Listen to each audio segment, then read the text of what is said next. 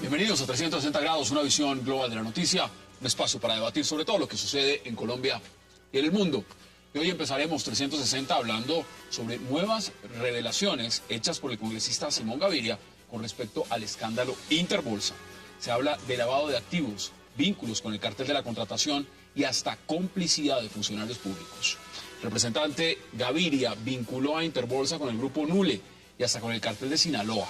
El ministro de Hacienda catalogó a la comisionista de bolsa como una verdadera cloaca y hasta denunció que hay funcionarios de la superintendencia financiera amenazados de muerte por las investigaciones, en este caso Interbolsa.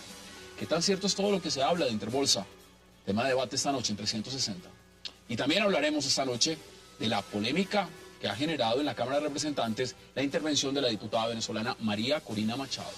La diputada Machado habló durante 5 minutos pidiendo solidaridad para la oposición venezolana, que dijo ha faltado por parte de gobiernos latinoamericanos, a pesar de la oposición de algunos representantes en el Congreso.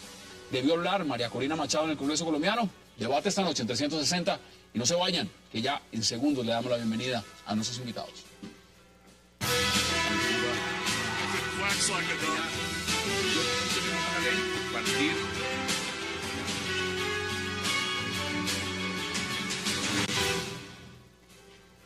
Y qué gusto darle la bienvenida esta noche a 360 a Óscar Ortiz, al congresista David Barguil, a José Roberto Acosta y a César Marroquín. Caballeros, qué placer y qué gusto tenerlos esta noche en esta mesa. Gracias por aceptar la invitación. Muchas gracias. Gracias.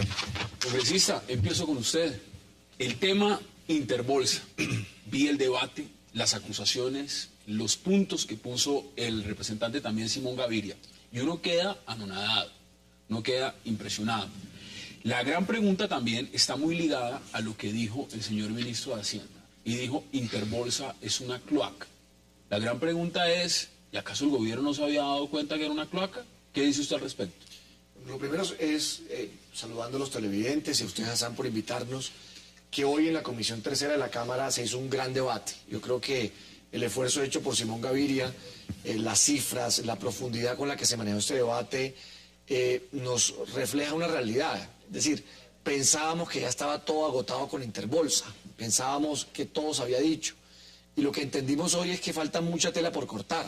Es decir, este es el tercer debate en el Congreso y según entendemos con las investigaciones que se están dando, lo que falta por descubrirse alrededor del caso Interbolsa, que óigame bien, Hassan, no es un caso particular. Es decir, yo creo que una de las conclusiones y lo que hemos venido hablando aquí fuera de cámaras es esto un poco lo que en el sistema financiero colombiano empieza a reflejarse en ese tipo de prácticas, en la falta de controles y bueno, yo creo que lo de Interbolsa es la punta del iceberg de una situación que está afectando a ahorradores, que está afectando a los usuarios del sistema financiero y que yo creo que debe servir para ponerle freno. Y que ya vamos a desglosar, José Roberto, bienvenido. Mire, ¿cómo es posible que el gobierno no se haya dado cuenta?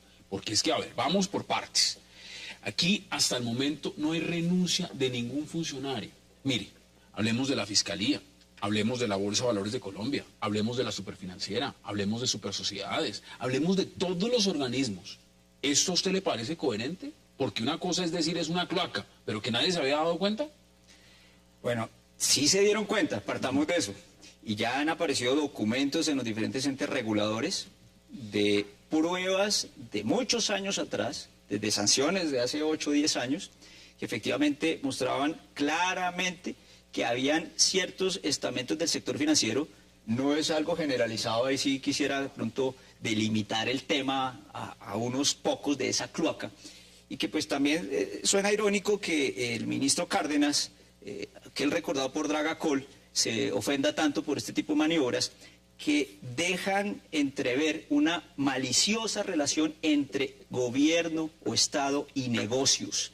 Eso fue de pronto el telón de fondo hoy de la detallada presentación del representante Gaviria. ¿Hay un cartel de bolsa de valores? Es decir, por decirlo literalmente, hay un cartel en la bolsa. Está aprobado ya el entramado, identificado al detalle por el representante, no tiene duda.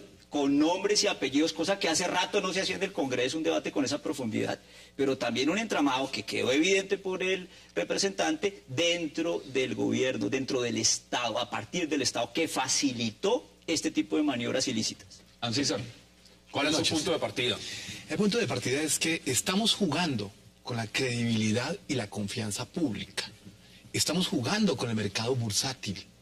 El mercado bursátil del mundo. Pero jugando con los bandidos. Es decir, aquí hay mucha gente de bien que entra al mercado financiero, pero se está jugando con el dinero. Está jugando con la plata. ¿Y cuál es el problema? Que el Estado los ve pasar impávidos. Pero porque es más grave. Tenemos una ruleta que pasa de firmas como Interbolsa al Ministerio de Hacienda. Del Ministerio de Hacienda, a su vez, hacia Interbolsa. Luego, quienes tienen que recibir los informes de Interbolsa están en el Ministerio de Hacienda y trabajaron con Interbolsa. Entonces es una ruleta y que no para. Eso es lo que no está bien y es lo que el gobierno no debe permitir. Me parece que es el momento en que el gobierno tiene que volver serio en este tema y empezar a intervenir seriamente y a volverse un regulador sumamente cuidadoso para recuperar la fe pública en el mercado bursátil.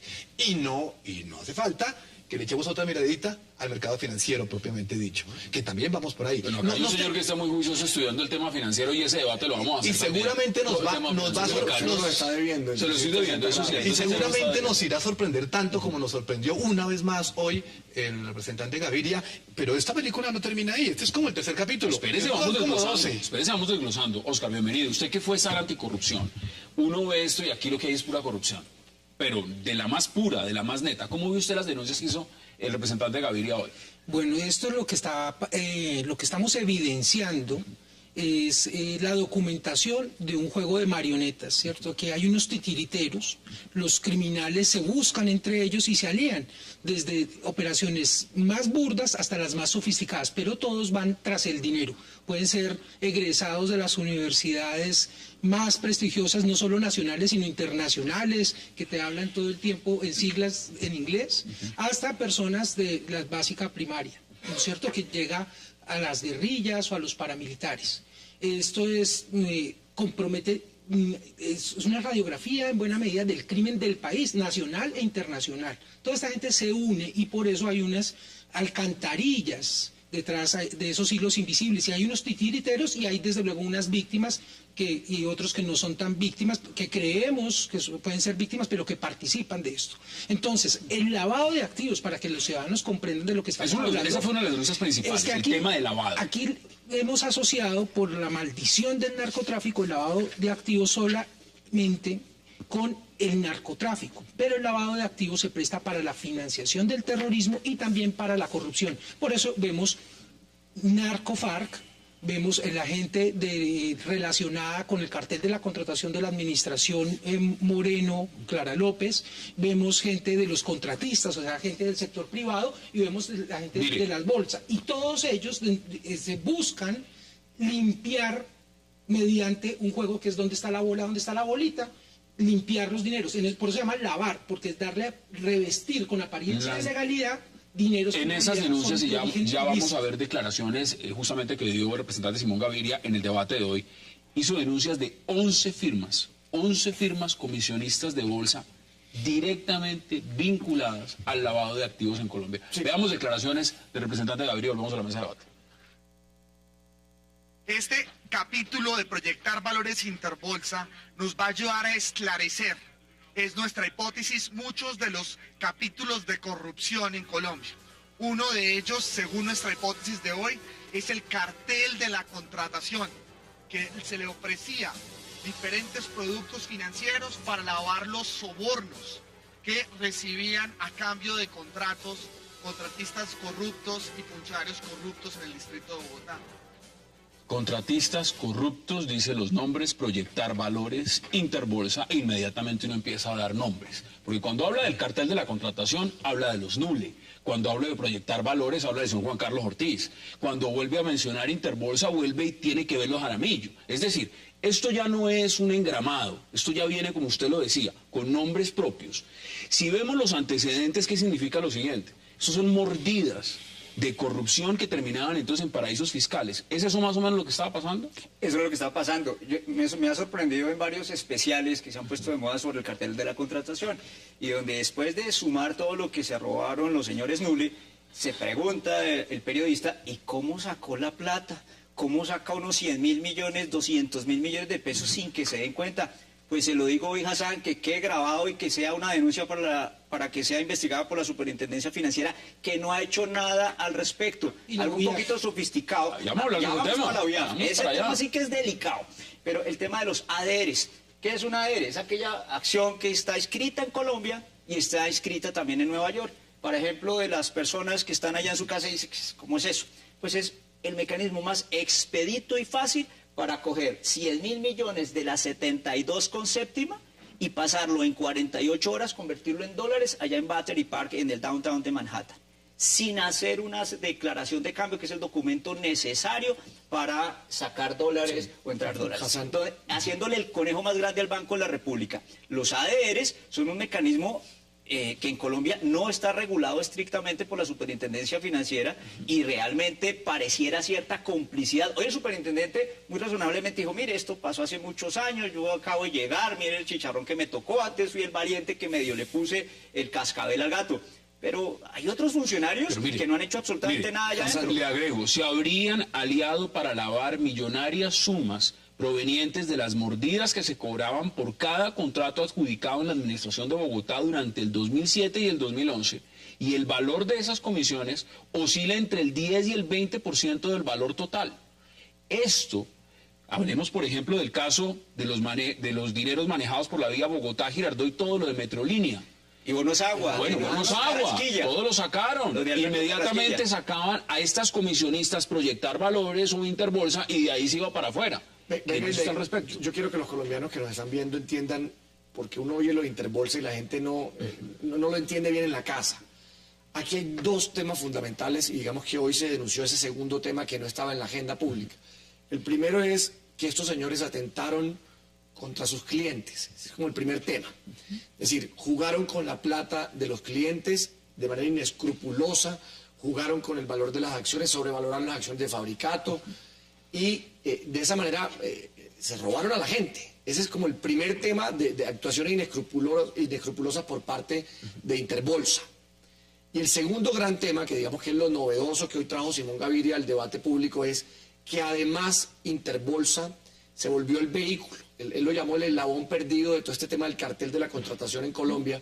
Se volvió el vehículo para poder sacar los recursos del país, de esas comisiones que le pagaban obviamente los funcionarios corruptos, para sacarlo a paraísos fiscales o a bancos en Estados Unidos a través de la comisionista de bolsa. Y nos contaba hoy Simón Gaviria de manera muy juiciosa, a través de unos esquemas, estructuraron unos esquemas financieros casi perfectos para poder sacar esas mordidas. Entonces, Ahí están los cerebros. entonces, por un lado, la plata que se le robaron a la gente que creyó en Interbolsa y que confió, y el vehículo para desfalcar al Estado colombiano. Pero mire, yo sí tengo que hacer una claridad, y lo hago con toda la convicción. Mauricio Cárdenas llegó al Ministerio de Hacienda y actuó, es decir, Interbolsa de manera inmediata fue intervenida, hoy está siendo liquidada, y yo sí tengo que decir que me siento contento con lo que el ministro de Hacienda está haciendo, y le ha puesto el pecho al tema, y yo no creo que quede en el escenario como... Claro, como alrededor. pero yo les pregunto lo siguiente. Intervino, después de que Sí, intervino, Interbolsa, después que reventó. después de que la comisionista dijo, vamos a incumplir pagos, Pero vamos a venga incumplir una cosa, pagos. Hassan, Pero le hago un Santiago comentario. fue Venga, le hago reactivado. un comentario. En Colombia es fácil, cuando surge un escándalo, todo el mundo se rasga las vestiduras. Eso en Colombia, entonces... Pero aquí habían alarmas. Pero venga, le digo, déjeme para este punto y para que lo debatamos.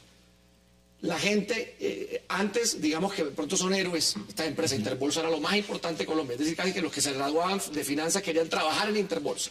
No todos. Cuando salió el escándalo, entonces es el demonio. Pero mire bien, eso es como la DIAN. Uno oye todos los días que en la DIAN, que todo el mundo sabe cómo se roban los impuestos, cómo las empresas, por ejemplo, eluden El problema es y que todo evaden. el mundo sabe. Todo el mundo sabe, pero nada pasa. Entonces eso no hace que Juan Ricardo Ortega sea más bueno o más malo. Pero no, a ver, ¿no todo el mundo sabe? Sí, Bueno, todo a el ver, mundo sabe, bueno. porque la mayoría de los ciudadanos son honestos, trabajadores, les descuentan los impuestos de sus nóminas y no tienen acceso a todas estas operaciones sofisticadas, y que es donde viene justamente, digamos, el tema del delito de cuello blanco. Lo novedoso acá, fuera de lo que dice el representante, de que efectivamente se burla la buena fe de unas personas que quieren invertir y participar del mercado, de la bursátil, etcétera, y ganarse unos dineros por esa vía, es que hay nexos desde el Caguán hasta el Centro Andino de Bogotá, ¿no es cierto? O con el cartel de Sinaloa, porque todo ese crimen se junta a través de esa sofisticación, y que justamente incluso al Estado a veces le queda grande, porque no hay la institucionalidad necesaria, porque los malos son poquitos, y como tienen su estrategia, y el Estado... Y como lo decían hoy, y los malos se juntan. Mire, tengo que hacer la pausa. Ni tan poquito. Ni tan poquito. Vamos a la pero pausa y ya regresamos muy para seguir hablando del tema Interbolsa.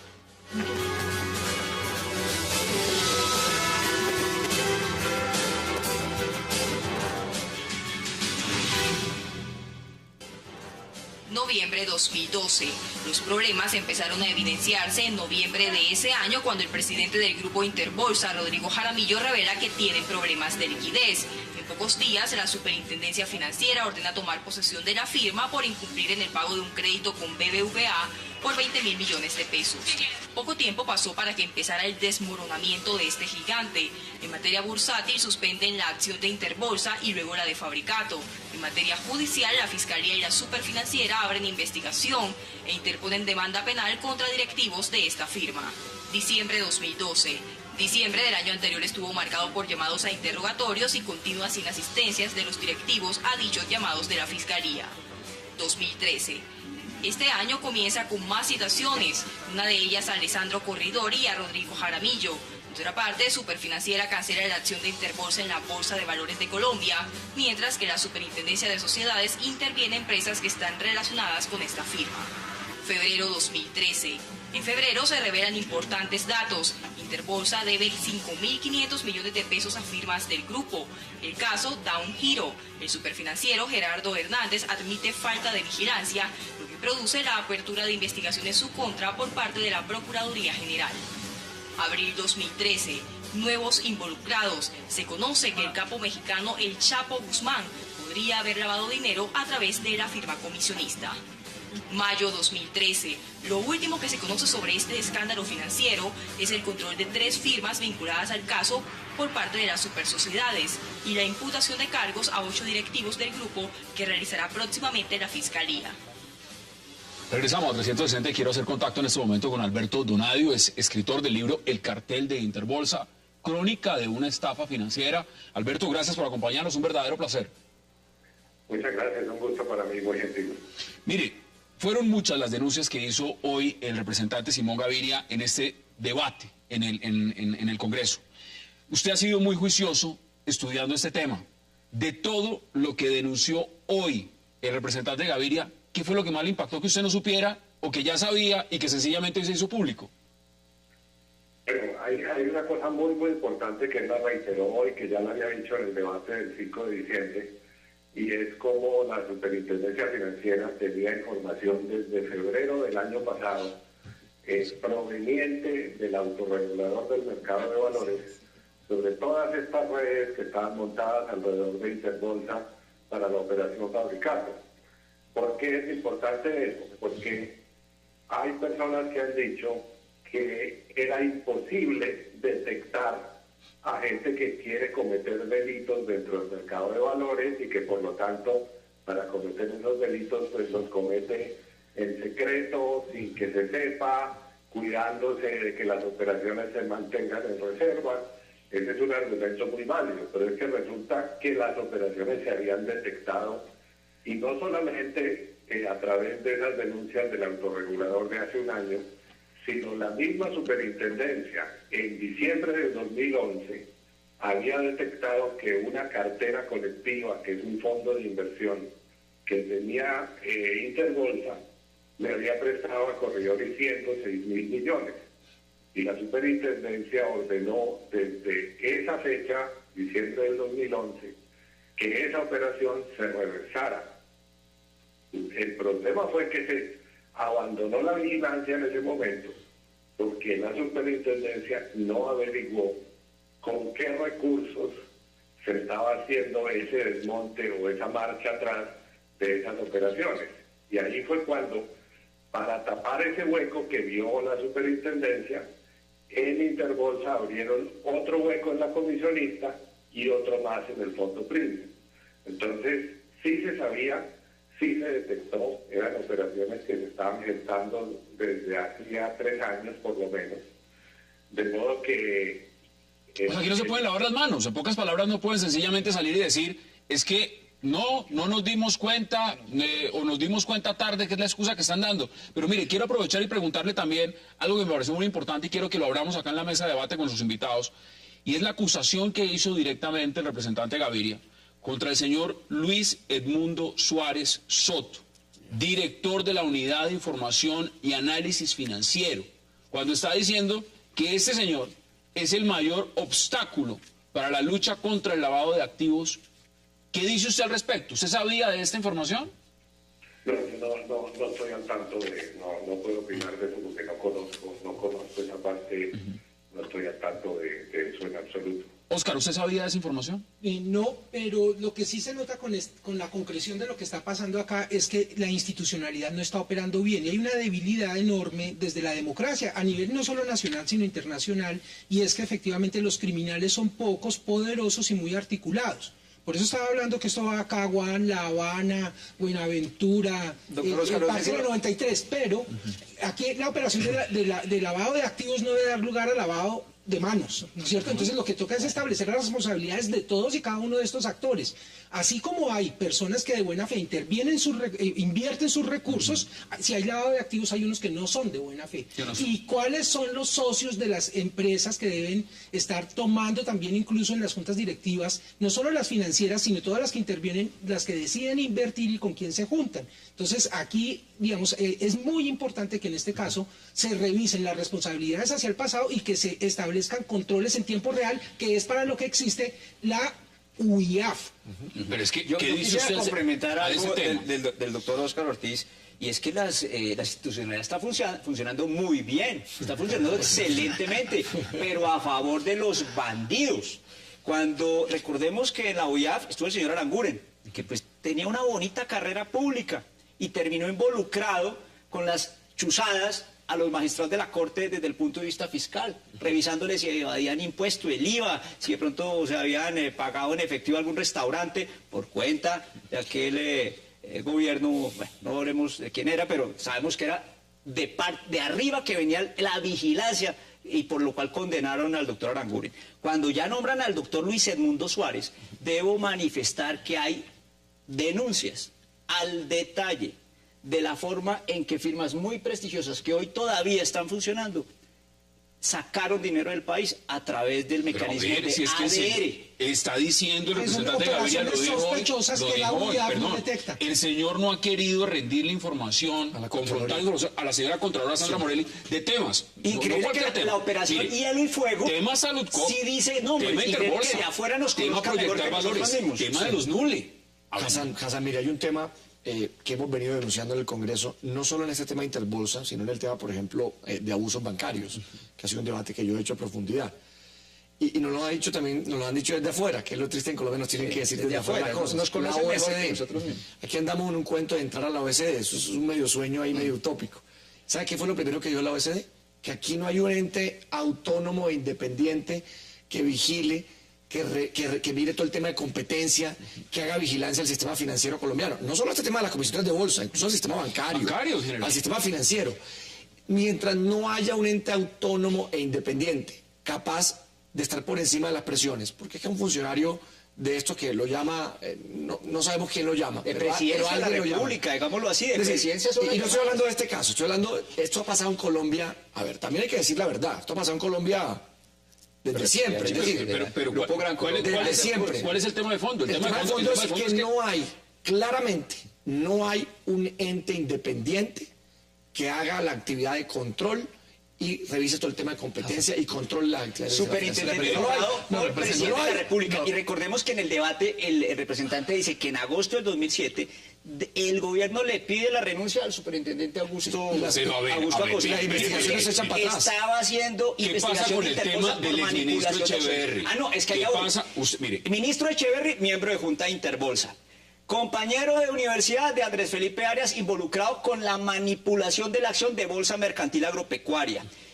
Amigo también de universidad y compañero de pupitre del señor Carrasquilla, de quien he leído informes muy sesudos, muy inteligentes, Pero venga, digamos, con la misma acusaciones, ser inteligencia. amigo, venga. No, pero es que aquí Pero ser podemos- amigo, no, pero venga, yo entiendo el punto. Y aquí yo quisiera que hiciéramos un debate profundo. El debate Claro, profundo es de- que claro, esas de- redes. venga, es que, representa, no podemos de cómo seguir se están obviando- robando a los colombianos. Exactamente. De Y cómo desde las el entidades Estado. no están actuando. Desde el Estado. Y cómo finalmente es la gente la que paga los platos rotos. Pero, a ver, Y no pasa yo sí nada, quisiera y que este seguimos debate... siendo exactamente- Yo sí quisiera que este debate... ¿Quién- A ver, a quién han fuera de la robado? profundidad tal vez... Al ministerio, ¿a quién han sacado? Pero venga, la venga. intendencia? Yo lo que lo invito es Absolutamente a que nadie. no es un... A ver, primero, yo no quiero que ante la opinión pública quede que sea un delito estudiar la universidad con alguien. No, ni ser amigo. Ni trabajar, Ni ser amigo. venga, solo las venga, coincidencias, pero pero es venga, que venga, es donde se- ni trabajar, las coincidencias ni son- trabajar en una empresa que hace 4 años o 5 era la comisionista de bolsa más grande del país. Pero que ya está investigada. Pero venga, pero sí, a ver, aquí investigaciones de todo el mundo, es decir, No, pero si esta ya tenía sanciones, Yo lo como que quiero es efectivamente se les que aplicaron. ojalá lleguemos y que el debate no sea ideológico y no sea personal, sino que lleguemos al fondo de esto. ¿Quiénes son los responsables? Pero, ¿Quiénes representante, tienen que poner yo la le cara? pregunto lo mismo y se lo pregunto a César Es que- Marroquín porque así hay un es. tema de fondo. Es que hay nombres recurrentes. Sí, Mire, es cuando como vemos el apellidos, tema, no llega mire, cuando manipulado. vemos el tema de una comisionista como Proyectar Valores y vemos que los socios de esa comisionista que terminan trabajando para manipular acciones, manejar fondos de los NULE, son los mismos que terminan en Interbolsa. Y que además, si lo vemos en coyuntura, los asesores de los NULE, los abogados de los NULE, son también los abogados y los asesores de Interbolsa, y están mancomunadamente trabajando juntos. ¿Qué puede uno pensar de esa comisionista de bolsa? No, es sencillo. Bueno, que son los delincuentes, eso no duda una nadie. película que se la voy a describir así, una sencilla película de policías y ladrones. Entonces, representante, no se pierda, los ladrones hacen su tarea y se ingenian maneras de hacer su tarea. Y los policías Y la tarea de los policías es impedir que eso pase o agarrarlos. ¿Sabe qué es lo que pasa aquí? Que es que los policías no están funcionando. Estoy de acuerdo. Pero son amigos de No, los pero ladrones. independientemente de lo que usted Y ahí dice, ser de lo que usted amigos dice. sí es malo. Claro, porque es que son amigos además, es que como se lo explicaba al comienzo, es que es un torniquete, entonces Exacto. pasan Claro. del Ministerio de Hacienda Una a puerta Interbolsa, giratoria. de Interbolsa a el Ministerio de Hacienda, y quien tiene que recibir los informes de Interbolsa es alguien que está en el Ministerio de Hacienda, que ha trabajado en Interbolsa. Entonces, pero espera, Hassan, entonces el tema ¿cuál es? El tema es que usted puede tener la entidad más bonita como la hay, que es la Superintendencia Financiera. Pero No, le falta mucho. Pero le falta mucho a las personas, representantes. Es que el tema es eso. Es que estamos hablando de un problema como es de falta de credibilidad y acabando y minando la confianza. Es un problema de titilidad de las personas. Mire, aquí tenemos a Desde- Alberto Donadio en la línea y quiero preguntárselo porque es que no solamente es eso, es que también hay un tema legal. Mire, uno habla con las supersociedades, con el superintendente de sociedades y claramente, se lo quiero preguntar después de la pausa, acá hay un tema de fondo, es cómo estas personas que llevan trabajando en el sistema bursátil conocen también el andamiaje, que construyen, por ejemplo, figuras como el Fondo Premium, que lo crean en Estados Unidos, montan las oficinas en Curazao, montan puentes en Panamá y resulta que el dinero termina saliendo por otras compañías como Rentafolio en Colombia para autopréstamos de autofinanciación. Es decir, captan el dinero a través de la comisionista, lo sacan fuera del país y vuelven y lo meten acá. Es decir, esto es una maniobra de ingeniería financiera que han hecho lo que les da la gana. Así es. La gran pregunta, y que nos lo conteste también Alberto Donadio, es si esas estructuras las podía detectar o no el gobierno o sencillamente estaba limitado, pero me lo contesta después de la pausa. Ya regresamos.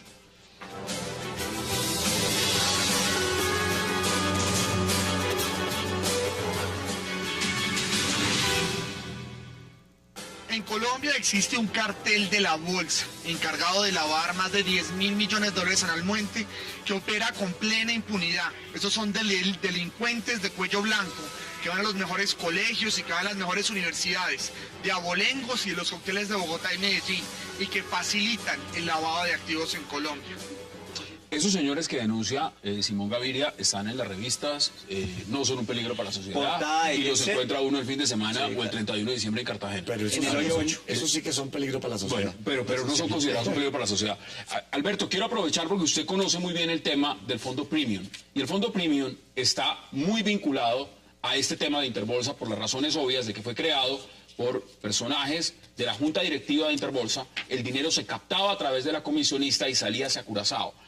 ¿Era posible el andamiaje estructural, la arquitectura de este fondo premium, que fuera detectado el mal manejo de los fondos de este fondo de la comisionista por las entidades como las supersociedades o la superfinanciera? ¿O esto estaba tan bien constituido que era imposible captarlo?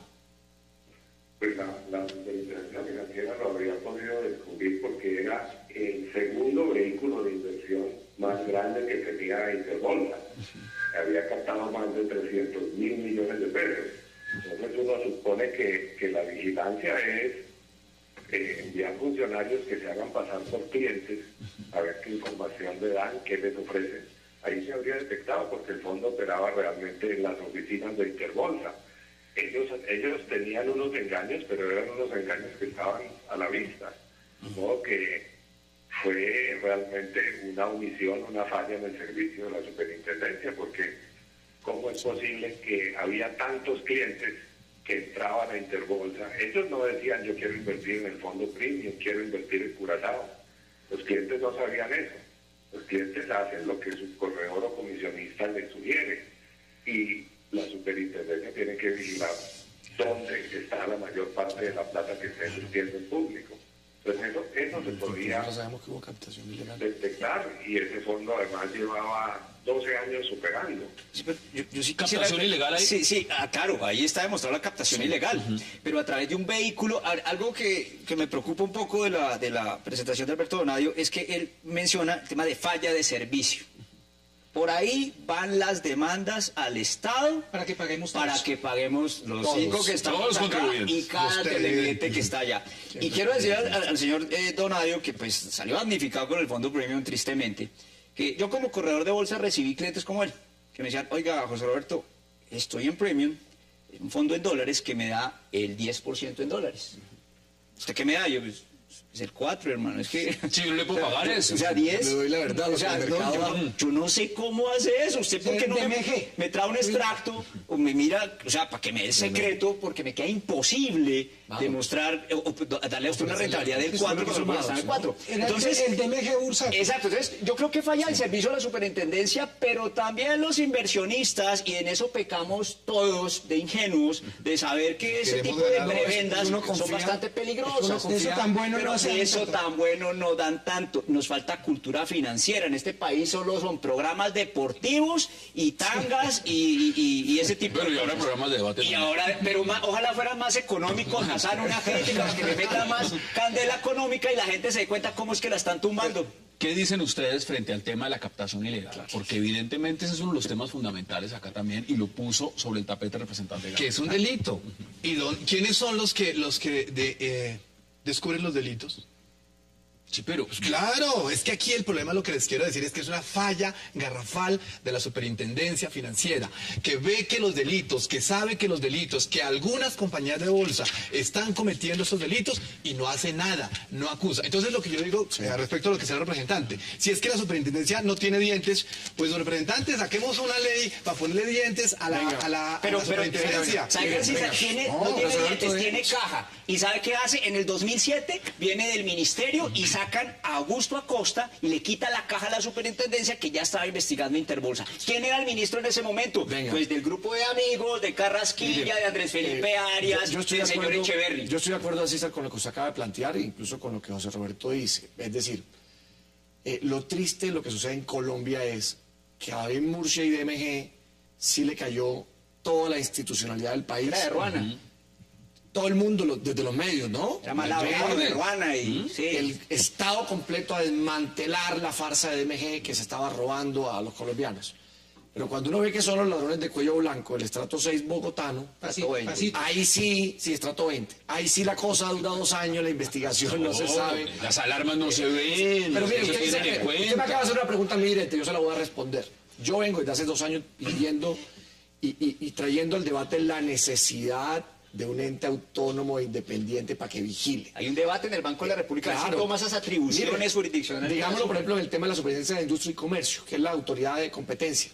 ¿Qué hacen? Pues muy poco. Si el superintendente es un empleado y el empleado escarbata mucho sobre temas que no le convienen a algunos, pues recibe presiones. Y lo declaran impedido. Pero ese es un tema que tiene que obedecer a una decisión de Estado para que logremos y avancemos en ese camino, y será la única posibilidad para salir a controlar estos bandidos pues, de todos los bueno, estados. Ojo con esto, porque es que lo que pasa es que cuando hay un órgano de inspección, vigilancia y control, y puede evolucionar hacia algo más fuerte para que haya esté resguardado de ciertas presiones. Pero lo que pasa es que hay unos sistemas de captura del regulador o del vigilante por el regulado o el vigilado. Y esa es la puerta giratoria que hoy día no existe, digamos, que no está prohibida, porque hoy hay prohibición del servidor público para pasar al privado, pero del sector privado y particularmente de una institución de vigilada a ir de vigilante. Venga, ahí sí ¿Cómo le me- parece a usted? Porque tenemos que empezar a concluir. Quiero preguntarles también sobre María Corina Machado en Pero Colombia. Hassan, un comentario.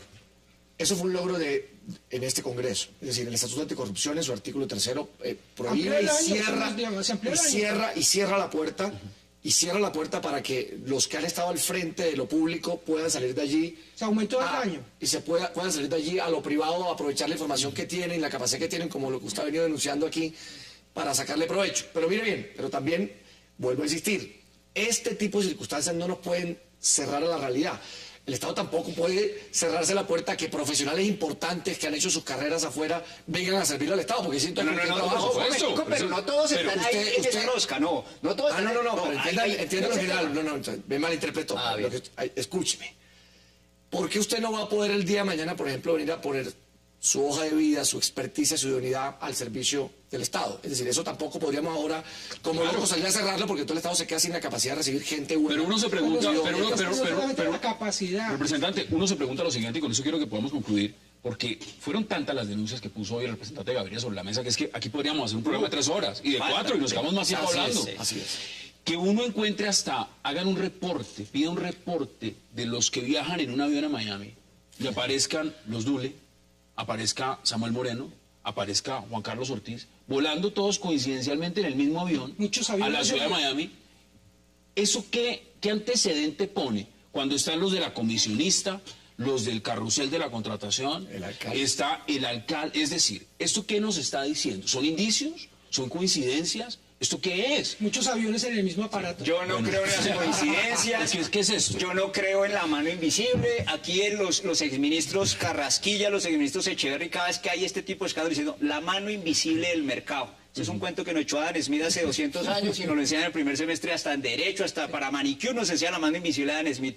No, la mano invisible tiene hombro, tiene un dueño, tiene nombre y apellido. Y están facturando mucho. Y están facturando mucho. Créame, representante, que estos 10 señores segundos, porque quiero hablar porque no se van por el que pueda sueldo del concluir. ministro. No, ellos no van por el sueldo de ministro. ¿Usted sabe cuánto gana un ministro? No les sirve eso. Ellos van por los negocios más grandes. Por esto es Denos lo sus que van. conclusiones, en 20 segundos. Hassan, yo creo que estamos ante una situación que se refleja no solo en el sistema financiero de Colombia, sino en distintos sectores donde al Estado le ha faltado la capacidad institucional de defender los intereses de los colombianos. Alberto, en 20 segundos deme sus conclusiones sobre este tema Interbolsa y lo que usted considera que viene.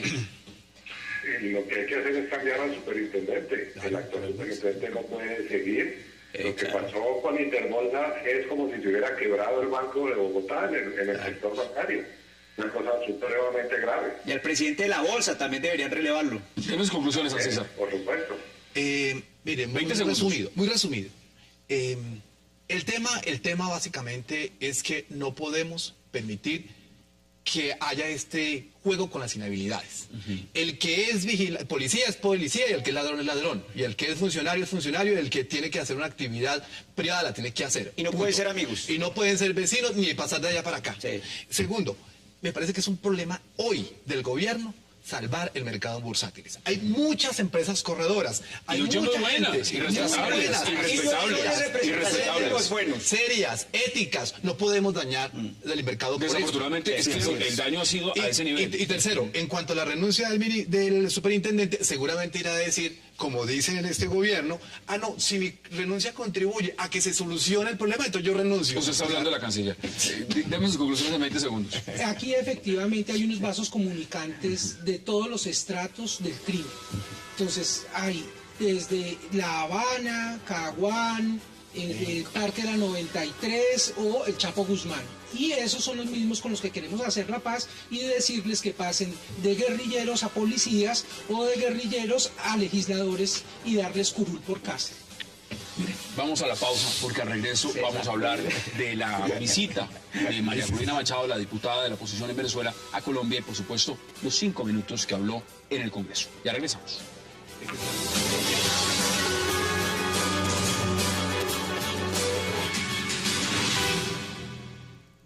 El Congreso venezolano es algo que nos hace falta.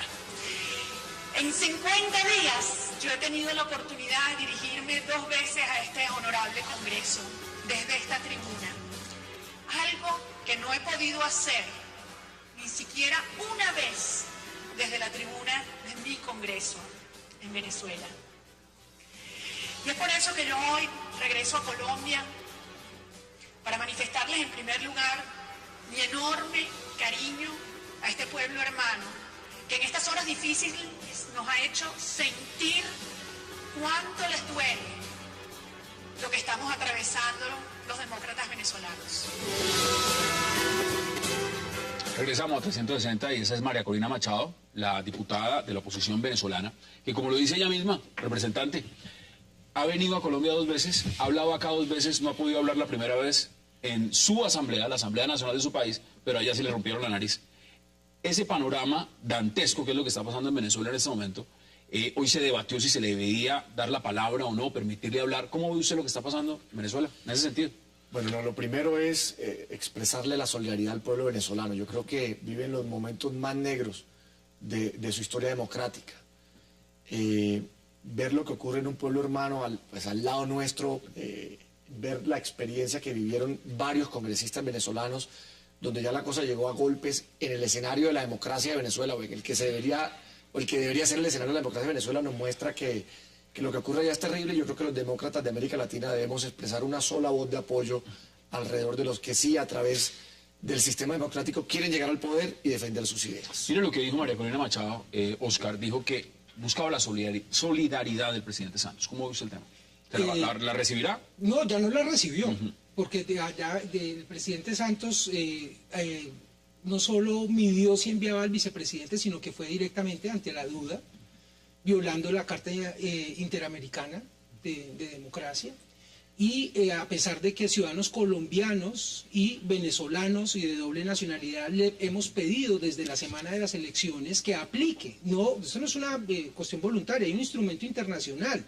El 11 de septiembre del 2001 en Lima, el mismo día que Al-Qaeda estaba tumbando las Torres Gemelas, se estaba firmando el instrumento de defensa de la democracia que impone unas obligaciones a los jefes de Estado y a los países. Esto no es un problema de solidaridad con los venezolanos. Es mucho más. Es mucho más. Aquí, en nuestra cara, nos están reventando las narices a la democracia latinoamericana. Se han demorado entonces aquí no es un problema solamente de buenos modales, ¿no es cierto? Aquí lo que pasa es que efectivamente estamos amparando un régimen de características dictatoriales, ya no solo en relación cómo asume y cómo llega al poder, sino cómo se mantiene. Estas son expresiones para, por medio del miedo, asumir y apabullar a quienes piensan distinto. Y los países de América Latina están guardando silencio y nosotros somos los principales amenazados. Allá están las fotos de las Harley Davidson. Hoy el presidente Nicolás Maduro estaba en Argentina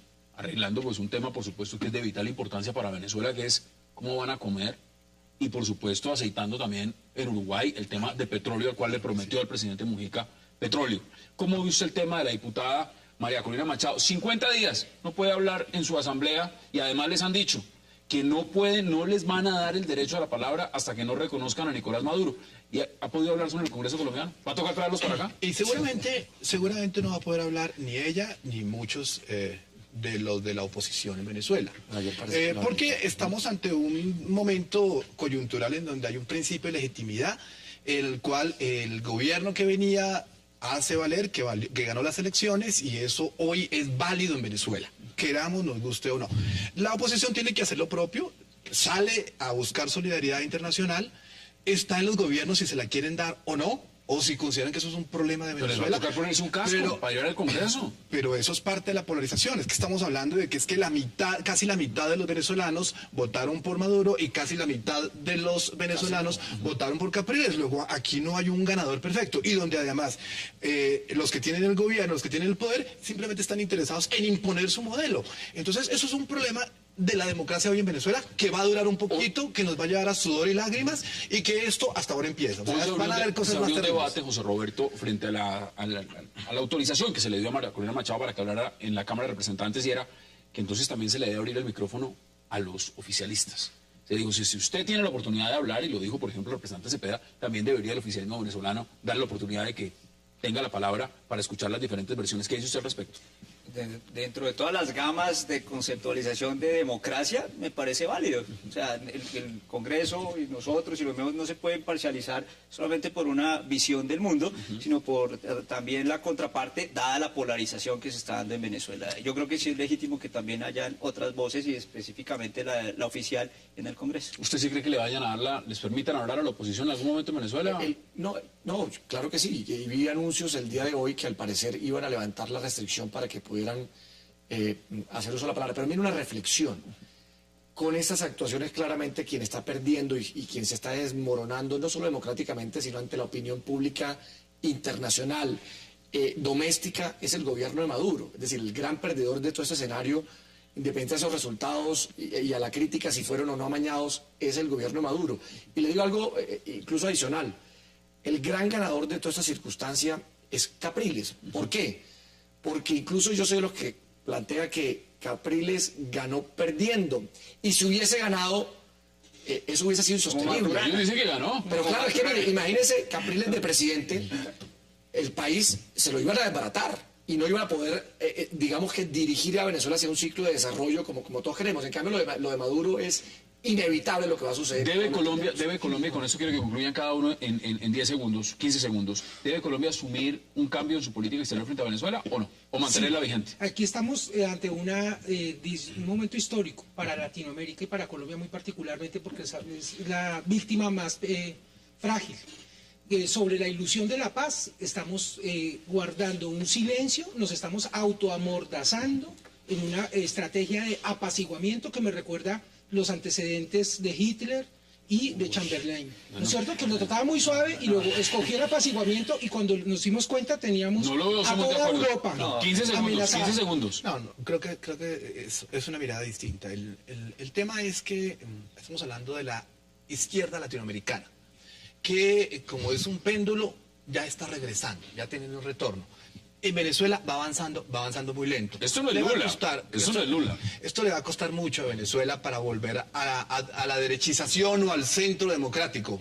O al puro centro democrático. La posición del gobierno me parece correcta, no involucrarse en lo más mínimo y mantener la línea de solidaridad también con Maduro que ha tenido Brasil y Argentina y Uruguay, porque es que no todos están en contra de Maduro. Concluye usted. 10 segundos. Esto es tan sencillo como que la prioridad de Colombia en estos momentos es la paz. Y la paz nos hace tragarnos unos sapos inmensos. Parece que son muy grandes. Parece que el primer sapo es la democracia. Óscar Ortiz, gracias por esta invitación. Gracias. Así Marroquín también, por supuesto, José Roberto Acosta y congresista Barguil, gracias como siempre. Y a ustedes gracias por acompañarnos, nos vemos mañana de nuevo aquí a las 8 para seguir debatiendo toda la agenda política de Colombia y del mundo. Hasta una próxima oportunidad.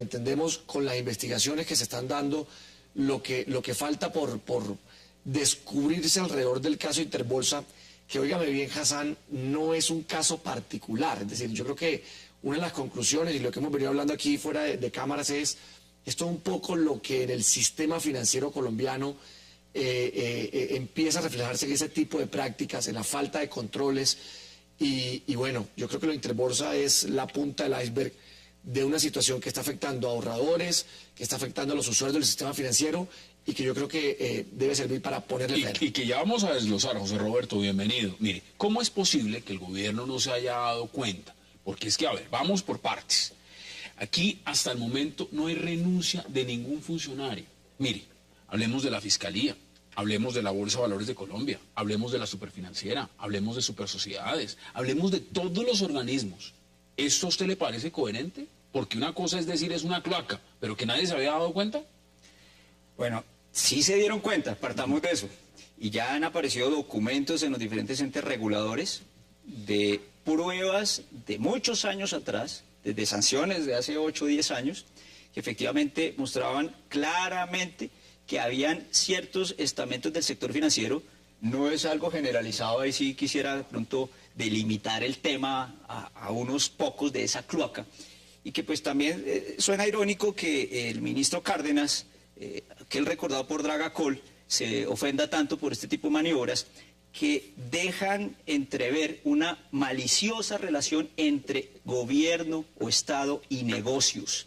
Eso fue de pronto el telón de fondo hoy de la detallada presentación del representante Gaviria. ¿Hay un cartel de bolsa de valores? Es decir, por decirlo literalmente, hay un cartel en la bolsa. Está aprobado ya el entramado, identificado al detalle por el representante, no tiene duda, con nombres y apellidos, cosa que hace rato no se hacía en el Congreso un debate con esa profundidad, pero también un entramado que quedó evidente por el representante dentro del gobierno, dentro del Estado, a partir del Estado, que facilitó este tipo de maniobras ilícitas. Ancísar, ¿cuál es su punto de partida?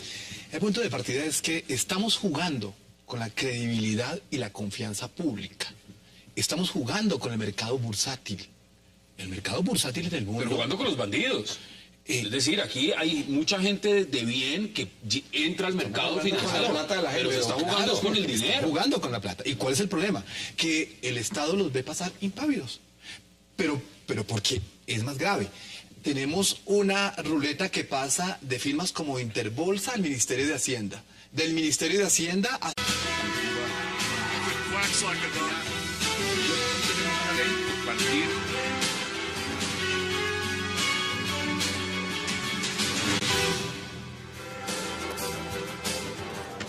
Bienvenidos a 360 grados, una visión global de la noticia, un espacio para debatir sobre todo lo que sucede en Colombia y en el mundo. Y hoy empezaremos 360 hablando sobre nuevas revelaciones hechas por el congresista Simón Gaviria con respecto al escándalo Interbolsa. Se habla de lavado de activos, vínculos con el cartel de la contratación y hasta complicidad de funcionarios públicos. El representante Gaviria vinculó a Interbolsa con el grupo Nule y hasta con el cartel de Sinaloa. El ministro de Hacienda catalogó a la comisionista de bolsa como una verdadera cloaca y hasta denunció que hay funcionarios de la Superintendencia Financiera amenazados de muerte por las investigaciones, en este caso Interbolsa. ¿Qué tan cierto es todo lo que se habla de Interbolsa? Tema de debate esta noche en 360. Y también hablaremos esta noche de la polémica que ha generado en la Cámara de Representantes la intervención de la diputada venezolana María Corina Machado. La diputada Machado habló durante 5 minutos pidiendo solidaridad para la oposición venezolana, que dijo ha faltado por parte de gobiernos latinoamericanos, a pesar de la oposición de algunos representantes en el Congreso. ¿Debió hablar María Corina Machado en el Congreso colombiano? Debate esta noche en 360 y no se vayan, que ya... A su vez hacia Interbolsa. Luego, quienes tienen que recibir los informes de Interbolsa están en el Ministerio de Hacienda y trabajaron con Interbolsa. Entonces es una ruleta y que no para. Eso es lo que no está bien y lo que el gobierno no debe permitir. Me parece que es el momento en que el gobierno tiene que volver serio en este tema y empezar a intervenir seriamente y a volverse un regulador sumamente cuidadoso para recuperar la fe pública en el mercado bursátil. Y no hace falta que le echemos otra miradita al mercado financiero propiamente dicho, que también vamos por ahí. Bueno, acá hay un señor que está muy juicioso estudiando el tema financiero y ese debate lo vamos a hacer. Y seguramente nos irá a sorprender tanto como nos sorprendió una vez más hoy el representante Gaviria, pero esta película no termina ahí, este es como el tercer capítulo. Espérese, vamos desglosando. Oscar, bienvenido. Usted que fue sala anticorrupción, uno ve esto y aquí lo que hay es pura corrupción. Pero de la más pura, de la más neta, ¿cómo ve usted las denuncias que hizo el representante Gaviria hoy? Bueno, esto es lo que estamos evidenciando es la documentación de un juego de marionetas, ¿cierto? Que hay unos titiriteros, los criminales se buscan entre ellos y se alían, desde operaciones más burdas hasta las más sofisticadas, pero todos van tras el dinero. Pueden ser egresados de las universidades más prestigiosas, no solo nacionales, sino internacionales. En segundos le damos la bienvenida a nuestros invitados.